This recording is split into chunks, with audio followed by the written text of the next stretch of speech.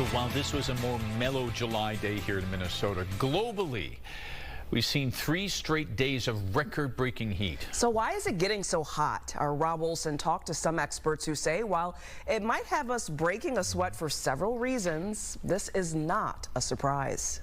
If you work in climate change science and you work in climate science, it's not a huge surprise because you know where we've been going. There is the old saying that records are meant to be broken. When it comes to our climate, Dr. Kenneth Blumenfeld says it is simply expected.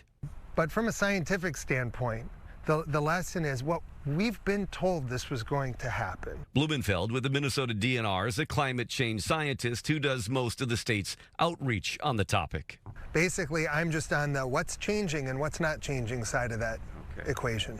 The global temperature record set Monday and again Tuesday, then again Wednesday, are a worldwide average, he explains, that combine ground readings with satellites that track heat emissions. Considering El Nino is now involved on top of a consistently warming world, it's not at all a surprise, he says, but it does bring questions. We're always trying to find, well, what's Minnesota's piece in this changing global climate?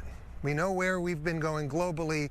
It can be a little more difficult to make sense of where we're going in Minnesota. In Minnesota, he says, the long-term data he pores over hasn't shown summers getting hotter yet, but winters certainly have, especially the overnight temperatures, and summers will eventually follow.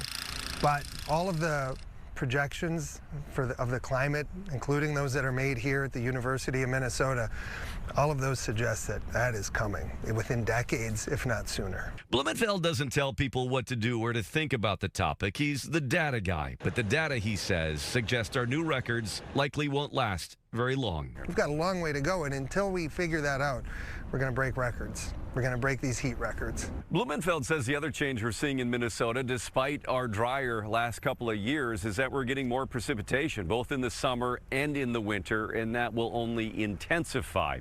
In terms of this global high temperature records that we've just set, he says he doesn't expect those to last long. They could be broken yet again this summer.